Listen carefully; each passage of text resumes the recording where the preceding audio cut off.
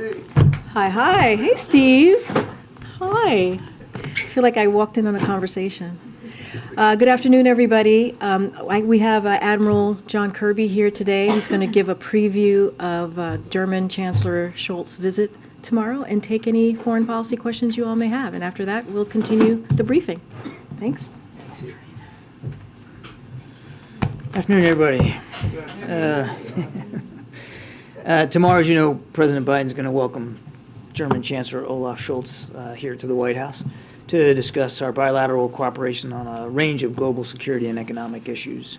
The President looks forward, of course, to welcoming him back here to the White House, where they last met in February of 2022, soon after the Chancellor took office. And over the last year, they've seen each other on the margins of the G7 summit in Germany, at NATO, at the G20 summit, and of course they've talked on the phone regularly. They most recently spoke last week as part of the G7 leaders call on the anniversary of Russia's invasion. The visit comes as we mark 1 year since that invasion started, and we're proud of the collective efforts that we've taken together to provide Ukraine with the capabilities they need. And we've worked hand in hand with Germany and the Quad, the G7, allies and partners all over the world, including through the Ukraine Defense Contact Group, to do exactly that. We've closely coordinated our support to Ukraine throughout this conflict, including through joint announcements in January to provide infantry fighting vehicles and tanks.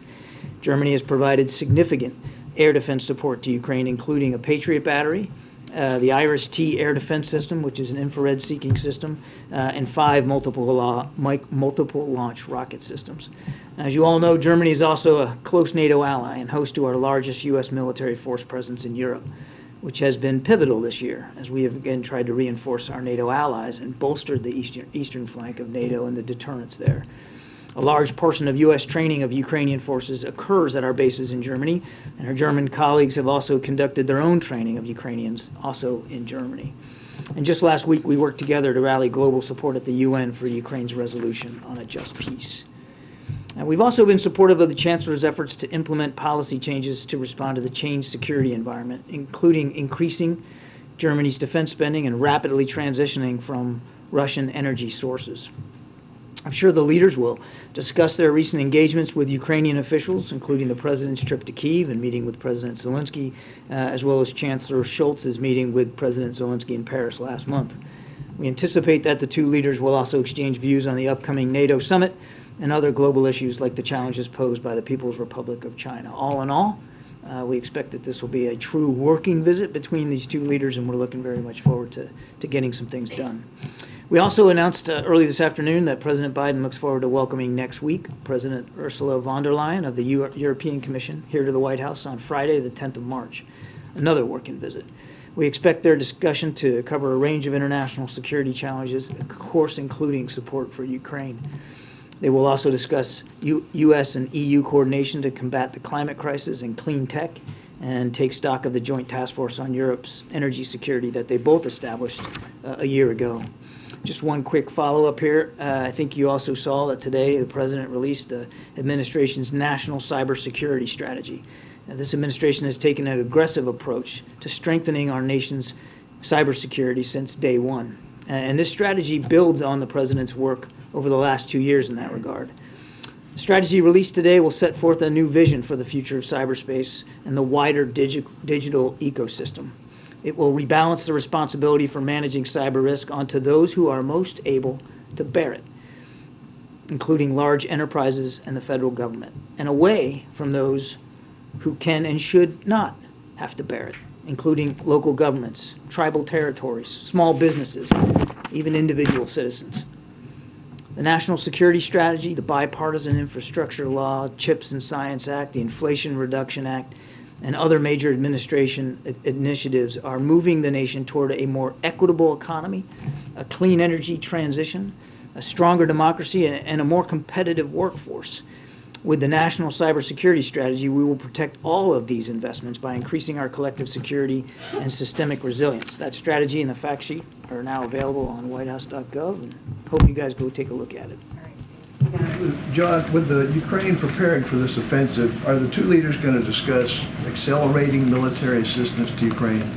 I think without question, Steve, they're going to talk about the kinds of capabilities that Ukraine continues to need in the weeks and months ahead.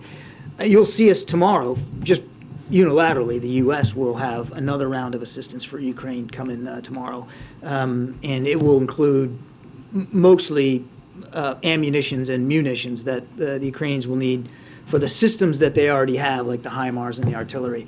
So I can't predict a specific outcome tomorrow. I wouldn't look for that, but certainly they will be discussing additional support for Ukraine going forward. We know that. Do you have a number for tomorrow's announcement? We'll just stay tuned, and we'll have more detail on that later. Yeah. Thanks. Just to follow on Steve a little bit, do you expect a discussion of or announcement of Germans moving tank shells or ammunition production to the United States? That's been kind of a issue that's floating out there because it's more difficult, I think, to produce in Europe because of regulatory and other issues, and so it might come here. We'll have a full readout of the meeting after it's over. Again, clearly they're going to talk about Ukraine and how we can all work together to help support them as quickly as we possibly can, with as much as we can, but I don't have anything specific on that proposal. Go ahead, Nadia. Thank you. Thanks, Karine. Hi, John. Iran is reported to be enriching uranium up to 84% of working grade level. What is your response to that? If there's any consequences for them, and how does it complicate any chances of going back to the JCPOA? And I have another question. I'm not in a position to confirm those reports. Clearly, one of the reasons why, when this administration took office, we wanted to get back in the Iran deal was because without the Iran deal in place, Iran was free to continue enrichment and free to further decrease the breakout time to weeks and months from what had been more than a couple years. That's why we wanted to get back in the Iran deal. The Iran deal right now is still not a focus of the agenda, as Iran continues to supply military equipment and capabilities to Russia so that they can continue to kill Ukrainians, as they continue to crack down on protesters in their own country, and as they continue to support terrorists throughout the Middle East and Levant. So it's just not a focus for the administration right now. After the Israeli settlers attacked the village of Hawara in the West Bank next to Nablus, the Israeli finance minister has called for the wipe out of this village. Is this a language that's acceptable from one of your closest allies? No, it's not. And we've already talked about that. We've spoken to that. That's not acceptable language. And we continue, as always, to urge both sides to take no steps, and certainly not to participate in rhetoric that are only going to escalate the tensions. On the Blinken-Lavrov meeting, this was obviously the first time that they've spoken face-to-face since Russia invaded. Why did the U.S. feel now was the right time to have this conversation? And also, the Russians say that it was at Blinken's request. Is that correct? It was a pull-aside. They were in the same room at the G20 in New Delhi. And Secretary Blinken took the opportunity available to him to make three key points. One, we don't want Russia to suspend their participation in New START because that treaty makes both our countries safer. Two, we want Paul Whelan back. We got a proposal on the table. They ought to take it. And three, we're going to continue to support Ukraine. China, though, was not on that list. Is there a reason why it didn't? It was a 10-minute pull-aside. It wasn't a pre-scheduled long bilat kind of a meeting. I mean, it was an opportunity that Secretary Blinken took advantage of. To follow up on a couple other topics in that neighborhood, any evidence that China has made any further decisions or actions either way, whether to provide lethal aid to Russia? We've seen no indication that they've made that decision. They haven't taken it off the table, Peter, but we haven't seen any indication. As it was then. Let me ask that if I can. The president said to us a couple of weeks ago when he was speaking about the aerial objects there that he expected to speak soon, was his language, with President Xi. Is there any update on that? Any formal outreach? When would that take place? No formal outreach that I'm aware of, Peter, and no call on the schedule. Okay, then just one last one to punctuate. Several months ago, the president promised Saudi Arabia would suffer, quote, consequences. That was his language after the Saudi-led OPEC unexpectedly announced it would cut production. Is it fair to say now, this many months later, that that's not going to happen? I addressed this the other day when I was at the podium here with Karine a few days ago. We talked about this. First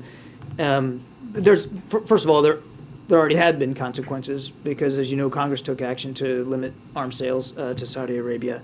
But we noted on Monday, whenever it was that I talked to you about last, that they had visited Kyiv. They agreed to contribute $400 million of energy infrastructure support to Kyiv, to Ukraine. We found that a welcome development. We're focused on the future now. Yeah, Patsy. Thanks, Karine. John, I have a question on the cybersecurity strategy, but first on on Taiwan, the administration has approved a $619 million potential arms sales to Taiwan that includes hundreds of missiles, including for F-16s. Can you clarify the administration's goals to provide these weapons, and can you address concerns whether you'll be able to fulfill this package, considering the U.S. defense industry is already struggling to fulfill munitions requests for Ukraine? I don't know that there's anything to clarify. I mean, this most recent announcement on arms sales is very much in keeping with our responsibilities under the Taiwan Relations Act to make sure that Taiwan has sufficient self-defense capability. These munitions designed for F-16 aircraft will exactly help do that. And as for the impact of it on what we're providing to Ukraine, there won't be. They're completely two different systems, the way this is. I mean, arms sales is a whole different process and methodology than what we're doing for Ukraine, which is largely through presidential drawdown authority, where you're basically taking stuff that are already on your shelves and providing it to Ukraine directly. So it's a completely different process, different system altogether. So is it the same? Is it the same kind of munitions, but just provided by different factories? I'm sorry, I don't understand. The types of, I don't want to get into too much detail here from the podium, but the types of munitions are the kinds of munitions that will allow Taiwan to continue to modernize their fleet of F-16s. So it's largely designed for F-16 delivery. Okay, and on cybersecurity, would the new cybersecurity strategy allow the administration to authorize U.S. agencies to implement hackback operations to networks of criminals or foreign governments to preempt attacks on U.S. networks? I don't think we're going to get into the tactics here from the podium on something like cybersecurity. I mean, I'd encourage you to take a look at the strategy. It's pretty fulsome. It covers a wide range of issues, largely bringing back onto the federal government some responsibility that we think is more appropriately us and that shouldn't be laid at the feet of small businesses and individuals, as well as the tribal territories, and also gives us more tools and more flexibilities with going after bad actors. And I think I really do need to leave it at that. Thanks, John. Following up on the Lincoln Lavrov meeting, is there any discussion or consideration of what it would take for a conversation between the president and President Putin? Is that off the table? The president already spoke to this several months ago, I think, when President Zelensky was here. He said if Mr. Putin were to be sincere and dedicated to actually sitting down and talking about peace, the president would consider talking to him, but there's been no change to that. And then back on Ukraine, the Russian government in the last 24, 48 hours has been publishing reports about alleged Ukrainian saboteurs in its territory and fighting with them. Is there any U.S. government assessment of that, the veracity of those claims? Seen the reports, can't confirm them. Yeah, thank you so much. One other question on the visit of Chancellor Scholz. According to my excellent colleagues from Reuters, the administration is, consulting with allies regarding further sanctions against China if China decides to deliver weapons to Russia. And Germany comes to mind, given their very close, business relationship with China. So, do you expect that to be a topic and maybe a difficult topic in the conversation tomorrow? I certainly would expect, in the context of talking about what's going on in Ukraine, that the issue of third-party support to Russia could come up. They have reached out, as you know, to Iran. They've reached out to North Korea. But I don't want to get ahead of where we are here. We haven't seen the Chinese make this decision. We don't think they've taken it off the table, but we haven't seen them make a decision to go forward. We've communicated privately, certainly publicly, our concerns about that. We believe it would. It's not in China's best interest to move forward in that regard, and they should see it the same way. I just don't think it's helpful right now to hypothesize about what consequences might result. Secretary Blinken has talked about the fact that there would be ramifications, and I think that's probably better if we just leave it at that. Raquel in the back. Thank you so much, Karine. Hi, John. So President Zelensky just spoke with Lula now, and he just tweeted that they discussed diplomatic efforts to bring peace to Ukraine, and he invited Lula to come and visit Ukraine. Do you believe that any efforts to mediate peace at this time could be successful? Only if President Zelensky and his government are fully brought into the process and fully supportive of it. Nothing about Ukraine without Ukraine. Thank you. I have a question about refugee policy as well. The president was praised Poland for assisting refugees during his trip. When it comes to the United States, we often hear about the United for Ukraine program. There was also for between April 11th and April 21st, about 10,000 Ukrainians who came in across the border were not covered by TPS or United for Ukraine, but parole that's set to expire next month. Is the administration considering any option for to extend that legal status? And if it's not extended, what would happen to those 10,000 Ukrainians in the United States? Let me take the question. I'll take that question. We'll get back to you. Is there any chance that we could get you in the White House to reconsider not having a 2+2 press conference with Schultz? We would love for there to be the regular 2+2 press conference. Similarly, are you planning to hold one of these press conferences when President von der Leyen visits? So I think Karine addressed this issue yesterday. I don't have anything to add to what she told you. This is a working visit, and it's the agenda, which is tight-knit because it's just not an expansive, he's not going to be meeting with the president all day. It's a tight visit, working level visit on pretty significant issues, and it just wasn't part of the schedule for either leader here to do a press conference. And it's not, as I understand it, I've not been here for long, but we don't always do that. I mean, sometimes you do, sometimes you don't. It depends a lot on the agenda and the schedules by both leaders. Thank you very much. Hungary has further delayed a vote on ratifying Sweden's and Finland's accession to NATO. Yeah. This time by 2 weeks. Are you concerned about this delay? Are you confident that Hungary at the end will accept expansion of NATO? And since Turkey says it's not ready to approve Sweden's membership in NATO, would President Biden support Finland's admission first before Sweden's? And one question on yesterday's meeting between... Hang on before you go to that, because I'm going to forget. So, first of all, what we are confident in is that Finland and Sweden are going to be great NATO allies. Two modern militaries, we know them well, we operate and train with them all the time. They're going to be welcome additions to the alliance. The president remains confident that they're going to be NATO allies.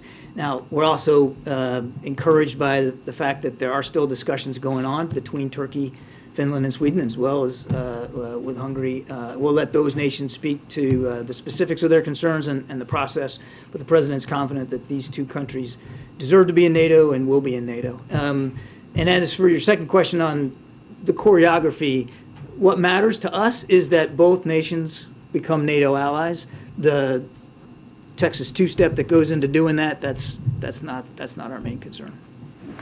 The second question, I'm not sure if it's to you or to Karine. The First Lady, Jill Biden, met with Poland's First Lady, Agata Kornhauser-Duda, yesterday at the White House. Could you give some details about the meeting? How did it happen? No, it was a terrific opportunity for the First Lady to meet with the First Lady of Poland and to be able to thank her personally for all the support that Poland has given to our men and women in uniform who are operating out of Poland right now, as well as the just incredible humanitarian work that Poland has done for Ukrainian citizens. I think we've talked about this, but essentially, they have all the rights of Polish citizens. Their kids can go to school, they can get jobs, they can qualify for health care, and they're living in homes. Polish homes, families are taking them in. We're talking about more than 1.5 million refugees. That's the kind of generosity that the Polish people are demonstrating, and it was really important to the First Lady to be able to thank the First Lady of Poland directly on that. Thanks, John. So, a bill requiring the DNI to declassify the COVID origins intel passed the Senate. If it passes the House, too, would President Biden sign it? I won't get ahead of the president's decision-making, Peter, but look, a couple of things to keep in mind. Right after taking office, the president declassified and made public the DNI's initial findings here about the source of COVID. So he already very swiftly and unilaterally put information out there. That's one. Two, The intelligence community continues to assess the origins of COVID. I know I've seen press reporting about some preliminary findings of a classified nature, but there's still no consensus. And that's why the president has directed the team to stay at the work, because he wants to know. He wants to know as best we can know what the origins were so that we can work to better prevent a future pandemic. But we've got the FBI director saying most likely a potential lab incident in Wuhan. If a foreign country came to the United States and killed 1.1 million Americans with guns, would the president just let that slide? Nobody's letting anything slide. That's why the president wants the intelligence community to work so hard to get to, hopefully, to get some answers that that we can rely on. Right now, there's just no consensus. It's hard to take a look at what the president has done here in terms of declassifying and making public information already, in terms of the constant and consistent briefings to members of Congress in a classified and unclassified setting in just recent weeks on what the origins of COVID were, and on his tasking again to the intelligence community to keep at that work and come away from that thinking that he's not taking this seriously. Three more, go ahead. As many as 900 schoolgirls appear to have been poisoned in Iran. Does the U.S. have any information about what could be behind those poisonings? And if it was the government, is that something that could prompt American sanctions? It's deeply concerning news coming out of Iran. What could be the poisoning of young girls that are just going to school. And truth is, we don't know right now what caused those ailments. We see reports that the Iranian government are investigating it. That's the right course of action. We want those investigations to be thorough and complete, and we want them to be transparent. Little girls going to school should only have to worry about learning. They shouldn't have to worry about their own physical safety, but we just don't know enough right now. Would the U.S. take that investigation at face value, or would you try and conduct your own? Let's see what the results are here first before we make some kind of snap judgment. We don't really know what's going on with respect to these hundreds of schoolgirls, I think where the president is, we need to know. The world needs to know. Certainly, the families of those little girls need to know. So let's see where it goes before we make some snap judgments. But obviously, very deeply concerning reports.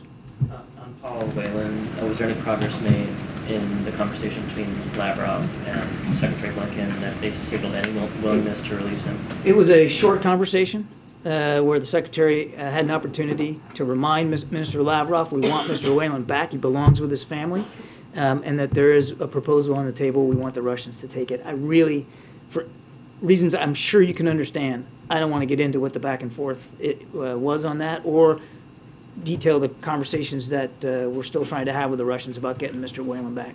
Just briefly on Ukraine aid, should we expect anything on that in the budget next week, or will that just be top lines on defense? I'm not going to get ahead of the president's budget announcement. Thank you, John. China and Belarus conducted high-level talks yesterday and expanded their defense partnership. Is the White House concerned that China may channel weapons to Russia via Belarus? Again, we have not seen the Chinese make a decision with respect to providing lethal weaponry. We don't believe they've taken it off the table, but we don't believe they've made a decision to do that. So I really don't think it's helpful to get ahead of where we are here in this process. We've communicated that the Chinese are concerned about this. It's really not in their best interest, and they should believe the same thing. So let's just not get ahead of where we are. Thank you very much. Thank you, Karine. Thank you, John. I have two questions. What is the President Biden's reactions about North Korea's recently Hwasong-15 ICBM launching and large rocket launchers? Do you have any comment on that? We have reacted in real time to each and every one, Janie. I think you know that. And in response to the most recent ones, we conducted some exercises with our OK allies. We're continuing to stay vigilant on and around the peninsula. And of course, we've publicly condemned these launches, as had our UN colleagues. And Ukraine requested arms aid from South Korea. Does the United States want South Korea to provide weapons other than ammunition to Ukraine? We want all nations to support Ukraine to the best that they can. and we don't want any nation to help Russia kill more Ukrainians. But it's a sovereign decision. Each nation has to. I'm sorry. No, it's okay. I'm- I'm waiting. I'm like. No. You got it. Now you made. I forgot my train of thought. These are sovereign decisions, and we want every nation to act in accordance with what they believe they can handle from their own national security perspective. The South Koreans have already been very helpful. They've been attending these Ukraine conduct defense groups, and we appreciate that, and we're very grateful for that. Your rhythm, but I haven't got much rhythm today. John, given what you were saying earlier, that the administration doesn't think China's taken off the table sending weapons to Russia, but you haven't seen any movement towards doing that, how serious then do you think China is about sending weapons to Russia? Difficult to know, Carol. We actually don't know the answer to that question. Certainly, we were concerned enough to bring it up privately with our Chinese counterparts and publicly with all of you, and the Vice President speaking to it in Munich. We took that seriously, but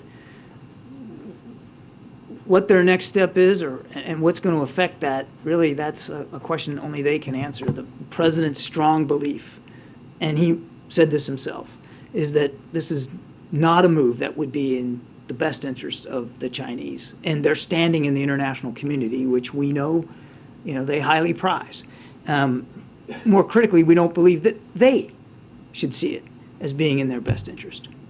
But it sounds like, from what you're saying, that you don't want to lean into the idea of threatening sanctions. Is that because you don't think that they will ultimately move in that direction? I'm just trying to get a sense of why seems to be a little bit of a hesitancy to talk in detail about how the U.S. could sanction China. Secretary Blinken has been clear that there will be consequences, and he mentioned that sanctions could be one of those consequences. So, I mean, we've laid out that that there are tools available to not only the United States but to our allies and partners should China move in that direction. But ultimately, it's their choice to make, and we really strongly urge them to make the right choice here. Okay. Thanks, everybody. Thanks, Admiral. Thank you, Ms. Thank you. Okay, I have one thing at the top, and then we'll get going. I just wanted to follow up on yesterday's good news from Eli Lilly, heeding the president's call for companies to lower their prices and cap their insulin costs at $35. Data today shows that Americans in all 50 states, especially in communities of color, will benefit from the president's cost-cutting actions. Through the Inflation Reduction Act, close to 4 million seniors on Medicare with diabetes are protected. Seniors started to see their insulin costs capped at $35 per month this past January, saving some seniors hundreds of dollars for a monthly supply this past January, combined with Eli Lilly's announcement, which is the largest insulin manufacturer. We're making serious progress to cut insulin costs for approximately 26 million Americans living with diabetes. The data today shows that these cost living measures will also disproportionately impact communities of color, as Black, Hispanic, and American Indian, Alaska Native adults have higher rates of diabetes in the United States than white Americans. And of course, this also builds on the tireless work the president has done to lower healthcare costs for Americans, and call on that was heeded in North Carolina, where they announced an agreement to expand Medicaid today. The president has been calling for all remaining states to expand Medicaid programs, and today North Carolina became the 40th state to answer that call. Expanding Medicaid improves quality of life for Americans, and we thank Governor Cooper and bipartisan work in North Carolina legislature to expand access to quality health care. We are excited to see the state move quickly to get 500,000 North Carolinians covered, which is incredibly important. Zeke, before I go to you, I forgot to tell Peter to welcome back and congratulations on being a dad. And how's baby Karine doing? I had like this delayed reaction. I do have a lot of hard questions for her when I get home. Oh. Are they hard, or are they seriously hard, or? You tell me. I don't want to say the next word that I want to say to that. Okay. Thank you. Zeke, the floor is yours. Thanks, Karine. Welcome back, Peter. The President just tweeted a couple, maybe 2 minutes ago regarding the DC home rule, saying he would sign the resolutions that should be passed the Senate to overturn the changes to DC's criminal code.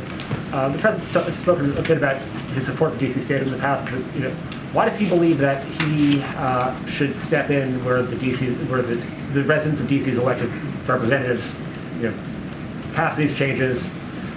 Why does he believe that he should substitute his wisdom and judgment for theirs? So look, I mean, just to double down and triple down on what the president has said for decades, which is that he believes every city should have the right to self-government. That is still is the same case. That hasn't changed anything. He has long believed that DC statehood should be something that the residents of DC should be allowed. Again, that hasn't changed. But this is different. The way that we see this is it's very different. This is the DC Council put changes forward over the mayor's objections, and the president doesn't support changes like lowering penalties for carjacking. So this piece is different, but again, it doesn't change the administration strongly supporting H.R. 51, which would have made D.C. the 51st state. That is something that he still very much supports, and we're going to continue to call on Congress to provide a swift and orderly transition to statehood for the people who live here in D.C. I was hoping you could explain a little bit why this is different, but just because it's different. The president believes that every city should have the right to self-government, except if he disagrees with the outcomes of their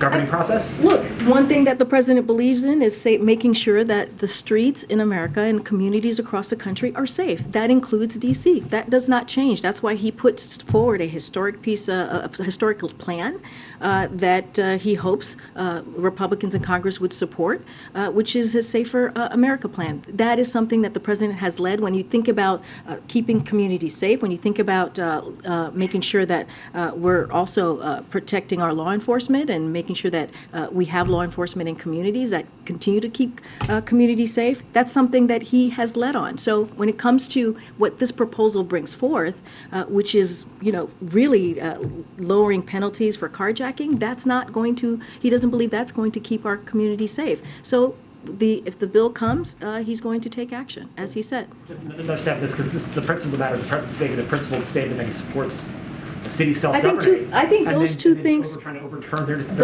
those two things could exist at the same time, right? We've heard that throughout our lives, right? When we hear things that we may not agree with, that they both could exist at the same time. Which is the president still thinks that D.C. should become the 51st state. That is something that he has supported for decades, not just these last couple of years.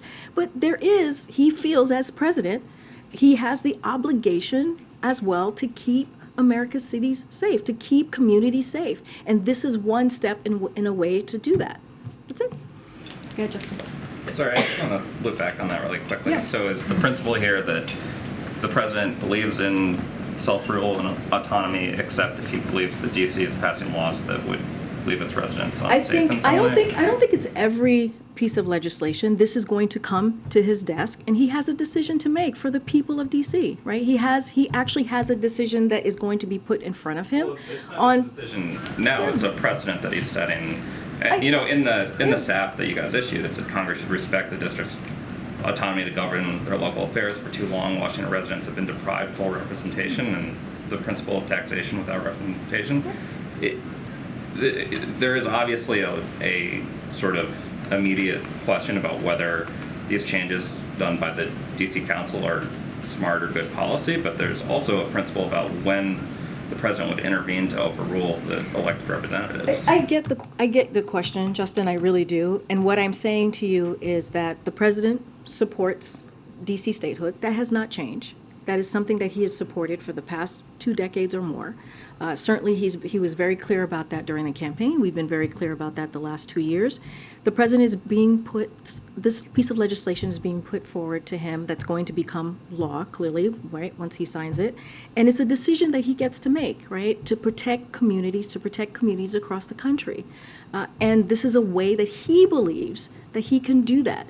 he believes by signing this into law that it will protect communities, and so that matters. That matters.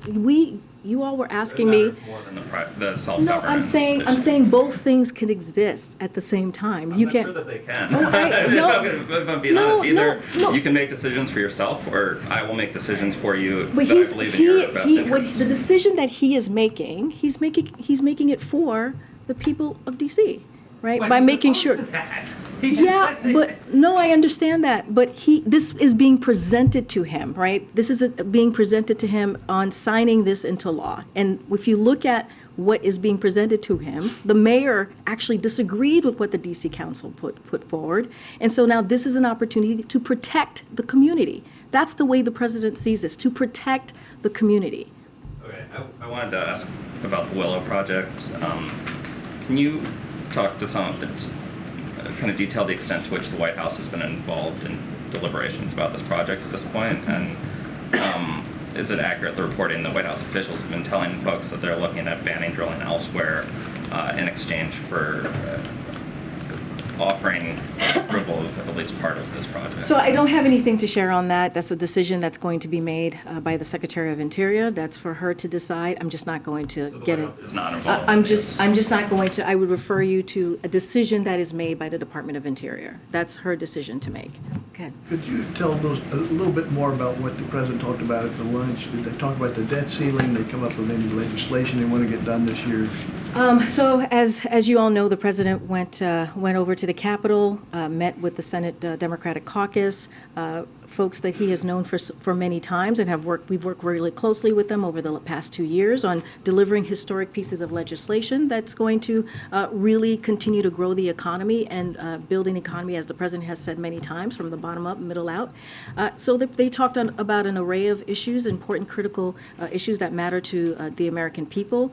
Debt ceiling, as you know, is always something that's at the forefront, especially as what we're seeing House Republicans are trying to do, trying to hold our economy hostage. And we've been very clear, we're not going to negotiate on the debt ceiling because this is something that is a constitutional duty that Congress has, and they need to move forward and lift the debt ceiling. That is something that is not negotiable, and we've been very clear about that. The president next week is going to put forward his budget on March 9th. He's going to lay out how he sees his responsibility to be fiscally responsible, if you will, and we'll see that from the president. Now, the president has also said if there is a real conversation that congressional members want to have about how we continue to lower the deficit, that's something that he's willing to do, which he has actually done over the past 2 years, $1.7 trillion. You heard him say during the State of the Union that his plan is going to lower the deficit by another $2 trillion. So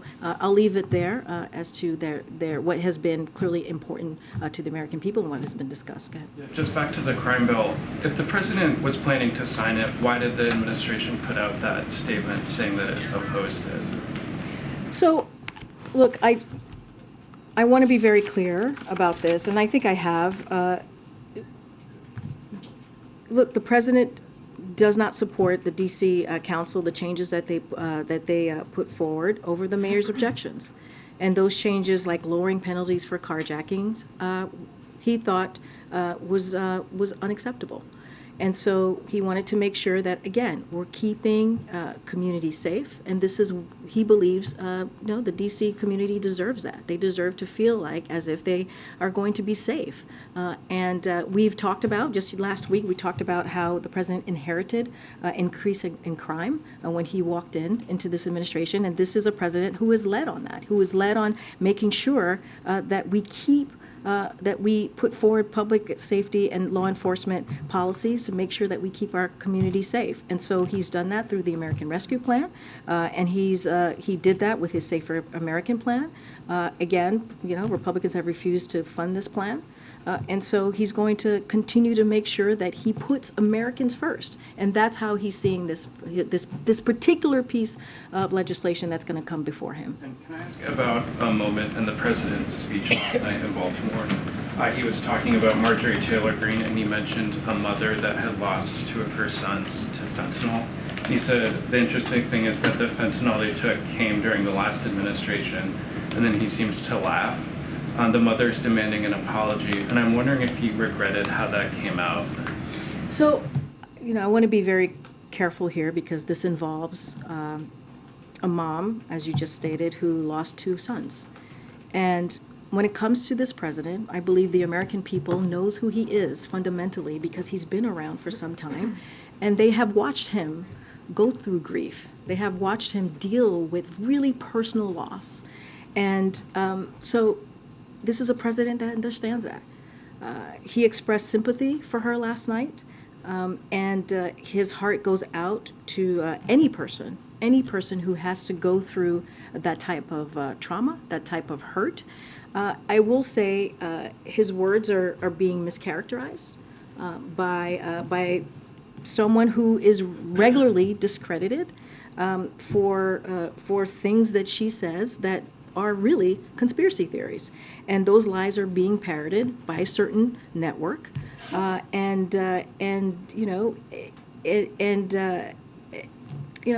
just leave it there. I'll say one more thing, is that conservative parents of fentanyl victims have been very clear. They have blasted the Congresswoman for these dishonest kinds of statements and kinds of attacks. But again, our hearts go out to anyone who loses a person that they love, and this is something that you've heard from this president over and over again when that has occurred and has been presented to him. Retired U.S. Army Colonel Paris Davis is receiving the Medal of Honor tomorrow, which is nearly 60 years after his commanding officer first recommended that he get it. The paperwork for his recommendation disappeared at least twice. Does the White House think that race was a factor in why this honor took so long? So we were going to have some information to share with you on the Medal of Honor recipients. We'll have more. We'll have that tomorrow. So we'll go through who's going to be getting the Medal of Honor. I don't have anything to share specifically on anyone at this time. I just don't want to get ahead of the team. But I'm happy to answer that question tomorrow once we have more information to share. If I could also ask an immigration question. The governors of Indiana and Utah have proposed that states be allowed to sponsor immigrants for the types of jobs that they need to fill. Is this something that the president would be interested in exploring with them? I don't have any policy preview to share from here or any reaction to that at this time. Okay, Peter. I just want to follow up on Kevin's first question about the D.C. crime law. Again, just to be clear, the White House put out a statement saying that the president did not support it, but now from the podium, you're saying that... The president as well, right? Not just me. Right, fine. Yep. The podium, you represent the president, but fine.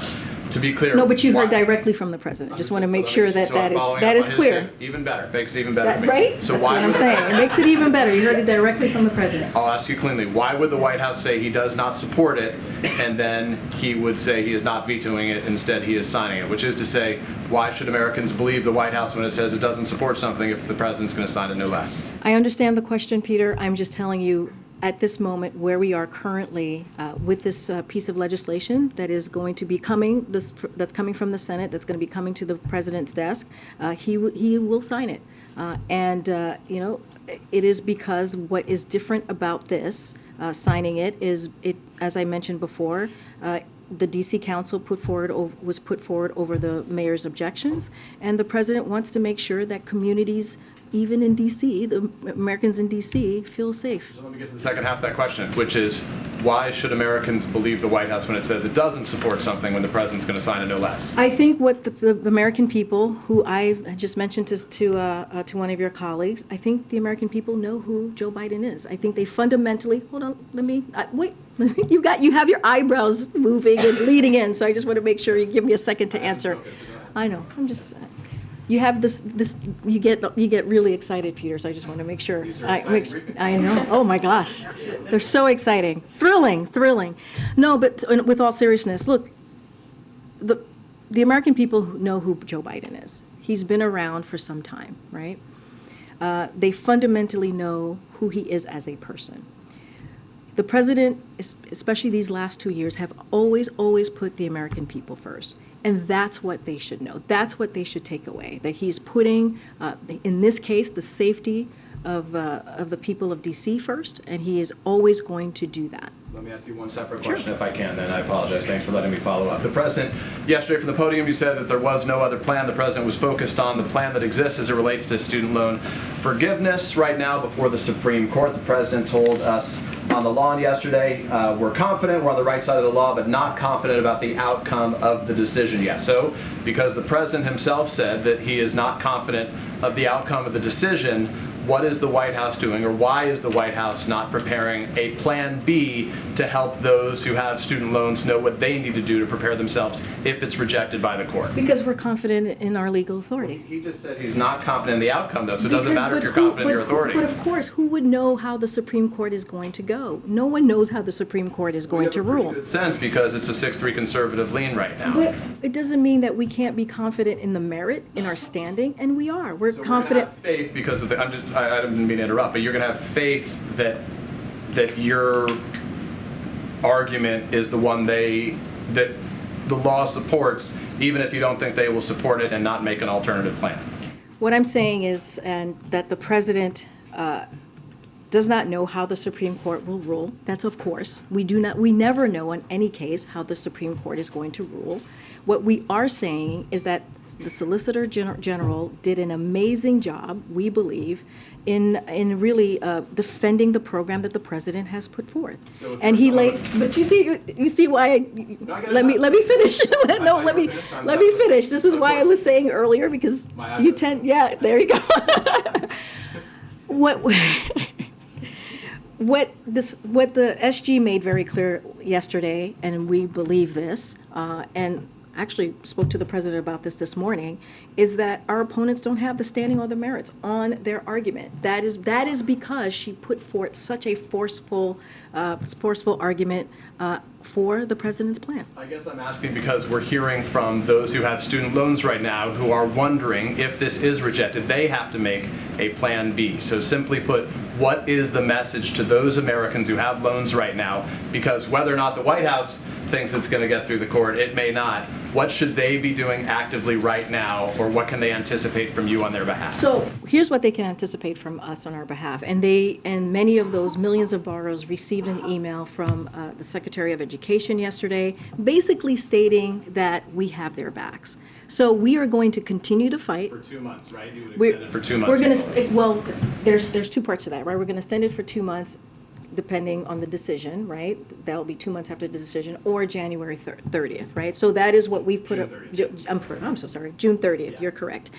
But our message is, to your other question that you asked, is that we're going to have their backs. We are going to continue to have their backs, as the President has had the backs of Americans, whether you're in a red state, blue state, rural America, urban America. We will have your backs and continue to make sure that we fight for you so that you are not left behind. And that is what this plan is about. Indulging me. Okay, go ahead, sorry.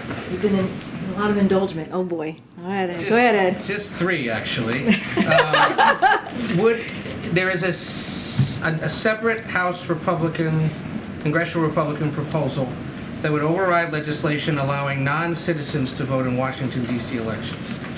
If that passes the Congress, would the President sign it? I can say that the President does not support that. The reversal here comes in the wake of a handful of senators facing re-election in 2024 saying that they were seriously considering supporting this legislation or had planned to vote for it. Joe Manchin, John Tester, Bob Casey, Angus King. Some might look at this and say the President is choosing to give political air cover to vulnerable Democrats in 2024 and make a point on criminal justice issues that he has had an opinion on since the 2020 election, when there was a disagreement in the Democratic Party about whether or not to support defunding the police or whether to be tougher on crime and continue to support police agencies. So is the President playing 2024 politics with this local Washington, D.C. issue at the expense of his longstanding, decades-long support of D.C. State? What I'll say here is not going to get into 2024 analysis or political punditry from here. We are covered, I am covered, we are covered by the Hatch Act, as you know, and so I'm certainly not going to get into analysis from here. I will always be very clear about what the president believes. The president believes in making sure he continues to deliver for the American people. That is what he wakes up thinking about every day, and you see that in his historic pieces of policies and laws that are now in effect, and it's going to continue. That's our focus at this time. To this, a few weeks ago we talked about whether or not the White House would ever swap the DC license plates. Oh, yeah, and you did said ask you'd me get that. back to us on that. I still have not gotten back to you. I will work on that. I think we actually were trying to dig in and get some information. We just haven't popped any information at this time. And as he left the meeting, he said about Ohio. He was asked about East Palestine and supporting legislation that's in the works. He said, "I will be there soon." Is there a plan for him to go? I don't have any trips to preview for you at this time. The president also, if I'm remembering correctly, moments ago, he also talked about how essentially this has been a priority. He's talked to governors, the governor of Pennsylvania, governor of Ohio, the senators at multiple times throughout these past couple of weeks. As you know, when the derailment happened on February 3rd, hours later, within hours, we had folks on the ground from the EPA. Making sure that we were dealing with this chemical spill and making sure, and since then, we have had a multi-agency reaction to this, an operation on the ground, making sure that the community in East Palestine was getting what they needed to get back on their feet and to make them whole. And we're going to, you've heard this from Secretary Buttigieg, you've heard this from Administrator Regan, we're going to make sure that we hold Norfolk Suffolk accountable and make sure that they clean up their mess. I'm going to go to the back because I haven't done that. Go ahead, Gab. Thanks, Karine. On the 58th anniversary of the Selma to Montgomery March, also known as Bloody Sunday, we know the President Biden will be in Selma on Sunday to give remarks. Last year, Vice President Harris gave remarks and traveled. Why was it important for the President to vote this year? And is there anything you can preview about his speech, whether he'll talk about voting rights or even an issue that's important to the Black community, which is the censoring of Black history in classrooms? I'll have more to preview about Sunday, hopefully tomorrow. So we'll work on that to make sure that we have something for all of you to preview. Look, the president did do the march back, if I remember correctly, back in 2019 with then icon leader, clearly a hero, John Lewis, and he had an opportunity to go to the bridge, had an opportunity to go to the church and do this with then Congressman John Lewis, as I just mentioned, and it was an honor for him to do that. This is someone, if you think about how the president got involved in politics, it was very much connected to the civil rights movement, so this is important to the president.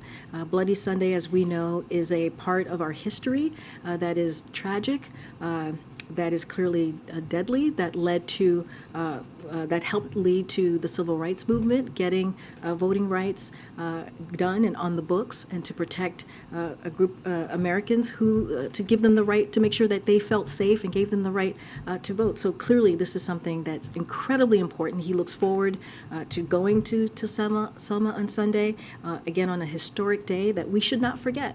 A part of our history that we should just not forget, and continue to remember those who fought very hard for the rights of many Americans. Question. The COVID era SNAP benefits expired this week. Some policy experts have expressed concern that many households, especially Black and poor and minority communities, will not have enough funds to pay for their groceries. What is the White House message to those who are concerned that they won't have enough funds to pay for their food?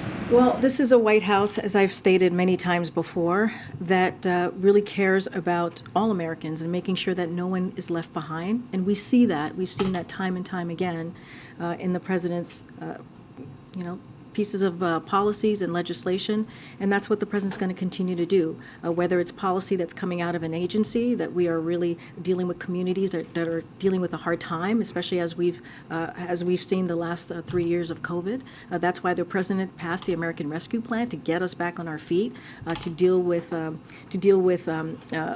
communities and families who are not able to put food on the table or help them put food on the table, making sure that our kids were being taken care of as schools were closed, making sure those schools were being open. And so this is, again, from the first piece of legislation to policies coming out to different agencies that has taken this very seriously on making sure that families who were hurt the hardest, continue to get that relief. I'm going to try and go around because I haven't. Okay. My gosh. Go ahead. Thank you. Earlier today, Congressional Black Caucus held a presser going over their legislative agenda, and in that, Representative Horsford talked about a letter that was sent to DOJ wanting an update on what the administration has been doing on the executive orders that the president put out on police reform. And one thing he did say was that one of them in particular was the National Law Enforcement Accountability Database. That was supposed to be done by January the 20th. Is there anything that you can give in an update about where we are in that process as the president touts, goes throughout the country and he touts these executive orders?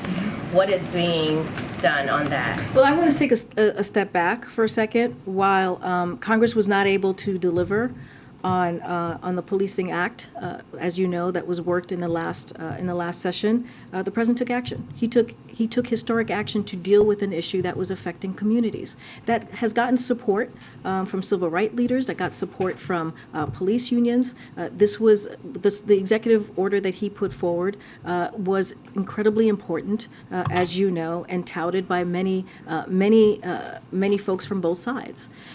So. Want to make sure that is clear, that this was a historic action when Congress could not act. I don't have an update for you. Department of Justice would have more information. I know you just stated them. I just don't have anything to share for you at this time. Let me follow up really quickly. At the beginning of the briefing, you talked about Eli Lilly slashing the insulin prices. Is there any conversation or pressure that the president is putting on Nordisk and Sanofi? Look, the president used his bully pulpit to make himself very clear on how we should be putting the American people first. You heard him. One of the reasons we saw Eli Lilly take that action is because during the State of the Union, the president put out there that pharma companies need to make sure that they followed his lead as he passed it, as he helped sign and help tooth and nail get Inflation Reduction Act passed. And because of that, we saw a cap for seniors and for Medicare at $35, and the president said pharma companies should follow suit. And we saw that with Eli Lilly. So the bully pulpit that he speaks from very often and calls that out is a powerful tool that we believe has been very effective. Thank you. I just want to seek to kind of understand the president's opposition to the bill a bit more and the reasons for it. One, is it just the lowering penalties for carjackings, or are there other aspects that he disagrees with? On carjackings too, is it broadly the message that would be sent by lowering the mandatory minimum? I'm looking at the bill, and basically right now the minimum sentence is 7 years with a maximum of 21, and the revisions would be 4 to 18. Does he believe that 7 years is the minimum sentence someone should receive for carjacking, or is it more so the message that would be sent here? So I'm not going to go line by line of the legislation. What I can say more broadly to your point, as you are asking me this question, is that the president wants to make sure that we have communities across the country feel safe. He feels that this is an incredibly important for him to do as president. This is something that is being presented to him. This is not a piece of legislation that he put forward. This is something that has been presented to him, and he's going to take action on behalf of the community here, right here in D.C. Maybe not line by line, but like just that line. No, I know. I just use carjacking as an example, but he also mentioned it in his tweet. I totally understand. I'm just not going to go line by line. It was just an easy example to give you all and the American people how he sees this. He wants to make sure that communities feel safe, and this is a way that he believes that we will see that. On another area of criminal justice, the president during the campaign opposed the death penalty, said that he wanted to end it with a few exceptions as well. The number of people in death penalty has steadily gone up over the past couple years, including President Biden's time in office. Does he still support ending the death penalty, and also just where does the administration go now to actually ensure that happens? As a follow to that, just also, what do you attribute the rise in people that have been, I said the death penalty. I am talking about solitary confinement, excuse me. The number of people in solitary confinement has gone up in recent years while President Biden has been in office. He opposed solitary confinement during the campaign. What do you attribute the rise of people in solitary confinement during his time in office, and also what steps will he take going forward? So not the death. Not the death penalty. Okay. I was confused on that. Okay. Separate question. Okay. His policy has not changed on this. Don't have anything to preview on how to move forward or the next steps. I cannot speak to why we've seen an uptick in this during his administration. Clearly, that's for experts to follow this, to speak to. I just don't have anything further to share. Okay, go ahead, Karen. Did the president talk to Mayor Bowser and tell her that he would sign this bill if it came to him, if the Senate passed it, before he talked to Senate Democrats about this today? Yeah, I don't have any call to preview. We don't have a call to preview with Mayor Bowser. As you know, she's the mayor of D.C., so we have a close connection with her. Our team here speaks to her often. Just don't have anything to preview as a conversation with the president or not. She's talked to people here at the White House about this legislation? I can't speak to this particular legislation. What I can say is that we are in regular touch with her.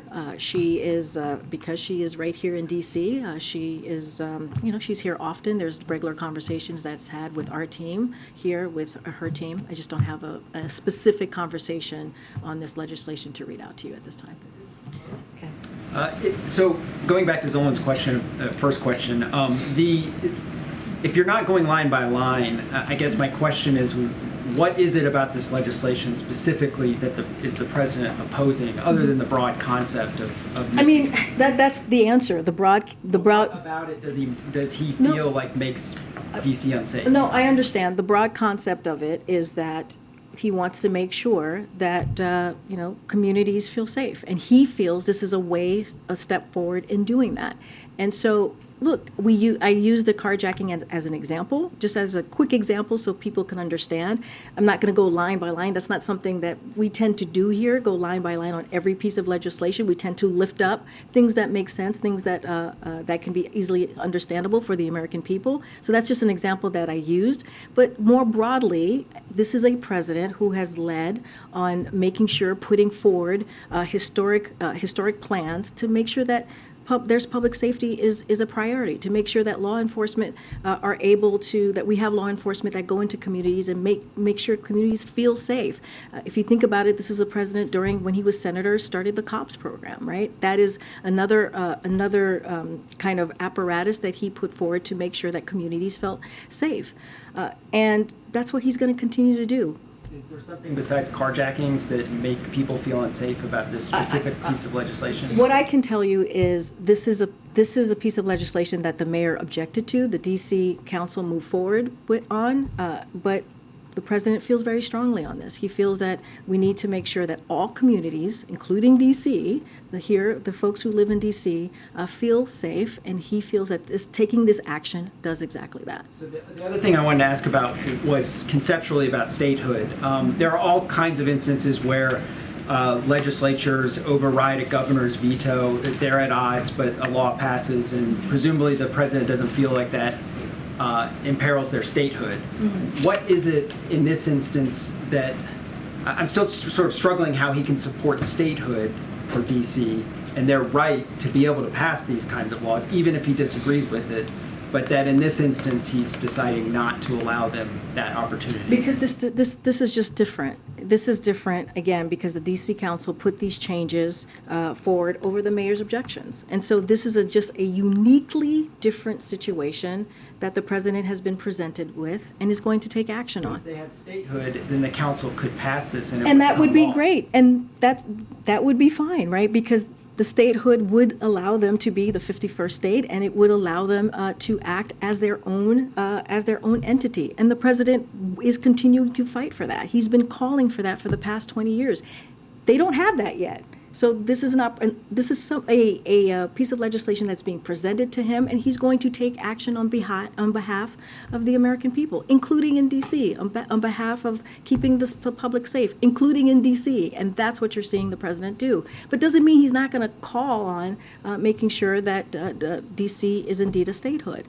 So this has been presented to him. He's going to take action on behalf of the American people. But of course, he wants to make sure that D.C. does have statehood, as he's been calling for decades. Go ahead. Thanks, Karine. I know you say you don't want to get ahead of the president's budget release next week, but does the president believe that there is reckless spending in the federal government that needs to be addressed? So let me first say that this is a president for the first 2 years who has put policies forth that has lowered the deficit by $1.7 trillion. So he's taken that very seriously to make sure that we continue to do that work. And he talked about it during the State of the Union. I just mentioned it, that he's going to cut the deficit by more than $2 trillion over 10 years by asking the wealthy and the big corporations to pay their fair share. And he's going to do that without cutting programs Americans have paid into. If you think about Social Security, think about Medicare, something that Republicans continue to say, or have said, for years now, they want to cut. So the president's going to continue to fight for those important pieces of important programs. And so what the president is also going to focus on is continuing to lower costs for families. That's what he's going to do. I'm not going to get ahead of his budget. It's going to come out a week from today. You all will get to see it. We're going to continue to ask Republicans to do the same, to put forth a budget, put forth a budget that's fiscally responsible, and that lays out for the American people a transparent budget so we can see what is it that they're calling on, what is it that they're calling for in their budget. Real quick, some fact checkers believe that 1.7 trillion was because the COVID relief funds ran out. Does the White House have a response to that? What we know and what we have seen from the data is because of this president, because of the plans that he has put forward, $1.7 trillion. That's what we've seen in the last 2 years. That's how the deficit has decreased, and that's important. Again, the president is committed for the next 10 years to bring down the deficit by $2 trillion. And so that is the commitment that this president's going to have. On student loan forgiveness, you mentioned to Peter that your message to borrowers right now would be that you have their back. But if you're one of 40 million Americans whose now financial fate is up in the air, essentially, don't they deserve to know if having their back means that there's an actual backup plan in the works? Or if it's simply that you feel that the way that you've gone about this now is your best shot at this, do they deserve to know that too? What I can tell you is, yes, we have their backs. That's why the secretary, on the same day of the arguments, made sure that we sent out an email to millions of borrowers to let them know that. We will have their backs, and the president will continue to do so. We are, again, confident in our legal authority, as the president said yesterday, as I said yesterday as well, as I'm saying to all of you, in our legal argument here. We think the SG, she did a fantastic job defending the president's program, the president's plan. And so, again, we're going to see how this plays out. We're certainly not going to get ahead of the Supreme Court and what they decide. But again, we feel that they do not have, the other side do not have the merit to really a merit to stand forth with their argument. They truly don't. And so we're going to continue to make a forceful defense for the president's program. It is unfortunate that folks on the other side, you have elected officials who do not want to protect or give a little bit of a breathing room to those 40 million Americans that will get that. Let's not forget, 90% of folks that's going to be able to participate in the president's plan are making less than $75,000. It sounds like Plan B is Plan A, right? And so to just be really practical about it, do borrowers need to be making other plans? That is not for me to speak to. What I can tell you what we're going to do. What we're going to do is we're going to continue to defend the president's plan. We believe we have the legal authority to be successful here. The Solicitor General proved that, showed that yesterday. That's what we believe. And our plan is a good plan. It's a very good plan that's going to give relief, again, to working families, to middle-class Americans. And so that's what we're going to continue to fight for. And not to beat a dead horse on the D.C. crime bill, but I think there just still is some confusion here because given the difference between the SAP that came out earlier last month and the announcement today, What led to this change of heart? Because it does seem there was a change of heart. Look, what I can tell you is what the president said himself, and just repeat that, which is he believes in every city has the right to self-government. That never changes. He's been saying that for some time. And if the Senate sends the bill, this particular bill, to his desk, he will sign it. And he said that today. I'm repeating it from the podium. And he believes, this is a way for him to keep the community safe in D.C. and the people of D.C. safe, the residents of D.C. Safe and protected. So that is why he's moving forward in this way. Changed in his mindset between February 6th and today. I'm just laying out where the president is today, as this is coming. This is going to be coming before him, and he's going to sign it. All right. Thanks, everybody.